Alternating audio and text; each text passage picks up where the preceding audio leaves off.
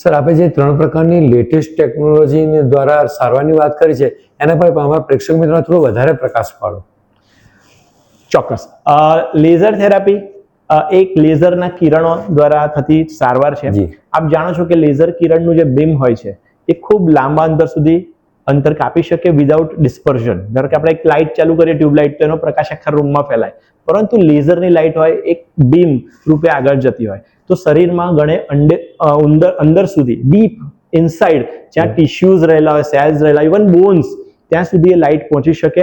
અને લેઝર કિરણના સૌથી important effects એવી છે કે એ સેલ્યુલર લેવલ પર, કોષ હોય આપણા, એ લેવલ પર કામ કરે.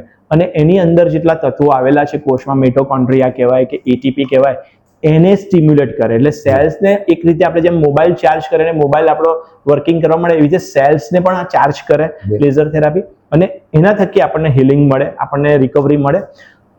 બીજું કે લેઝર થેરાપી અનેક પ્રકારની હોય છે, એમાં સૌથી હાઈએસ્ટ છે ક્લાસ 4 પ્રકારની લેઝર, જેની વેવલેન્થ બહુ સારી એવી વધારે હોય છે.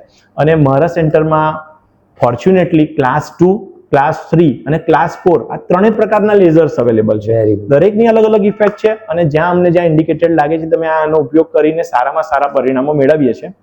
આ ઉપરાંત શોકવેવ થેરાપી. શોકવેવ થેરાપી થોડું નામ અઘરું લાગે છે, પરંતુ એ અલ્ટ્રાસાઉન્ડ થેરાપીનું એક એડવાન્સ વર્ઝન છે. એનાથી અલ્ટ્રાસાઉન્ડના વેવ્સ, એટલે કે જે સાઉન્ડ વેવ્સ હોય, એને અનેક ગણી ફ્રીક્વન્સી અને અનેક ગણી ઇન્ટેન્સિટીથી એ શરીરના ભાગ પર આપવામાં આવે છે. અને રિસર્ચ એવું કહે છે કે શોકવેવ થેરાપીથી જ્યાં લોહીની નળીઓ હોય એ પણ નવી બનવાની શરૂ થાય છે. રિવાસ્ક્યુલરાઇઝેશન કહેવાય, નિયોવાસ્ક્યુલરાઇઝેશન કહેવાય. આ ઉપરાંત એ ત્યાંના કોષોને સ્ટિમ્યુલેટ કરે. ઘણીવાર તો બોન, કે જેમાંથી બોનનું હિલિંગ ના થતું હોય, ફ્રેક્ચરનું, ત્યાં પણ આ થેરાપી આપવાથી એ હિલિંગ પ્રમોટ થાય છે અને ફ્રેક્ચર સંધાવવામાં પણ ઘણું મદદ મળે છે. ઘણા જિદ્દી રોગો જેવા કે પગની પાણીમાં થતો પ્લાન્ટર ફેસાઇટિસ નામનો રોગ, જે બીજી કોઈ ટ્રીટમેન્ટથી સારું નથી થઈ શકતો, એમાં સ્ટીરોઇડના ઇન્જેક્શન આપો તો પણ રિઝલ્ટ નથી મળતા, એવી કન્ડિશનમાં પણ શોકવેવ થેરાપી એક એવી થેરાપી છે કે જે કદાચ 1 કે 2 સિટિંગમાં 100% રિઝલ્ટ આપે છે. ખૂબ જ આશીર્વાદરૂપ ટેકનોલોજી છે અને હું નસીબદાર છું કે અમારા સેન્ટરમાં અમે આ વસાવી શક્યા છે અને પેશન્ટને લાભ આપી શકીએ છીએ. આ ઉપરાંત અમારી પાસે ટેકાર થેરાપી છે. ટેકાર થેરાપી એ હીટ થેરાપીનું એડવાન્સ વર્ઝન છે, જેમાં અમે ટિશ્યુ જેમ કે લિગામેન્ટ્સ, મસલ્સ, એ બધા સોફ્ટ ટિશ્યુઝ કહેવાય, અને હાડકું એ હાર્ડ ટિશ્યુ કહેવાય, ટેન્ડન એ હાર્ડ ટિશ્યુ કહેવાય. આ બધી ટિશ્યુઝમાં અલગ અલગ પ્રકારના જુદા જુદા એપ્લિકેટર હેડ્સ આવે, એની મદદથી આપીએ.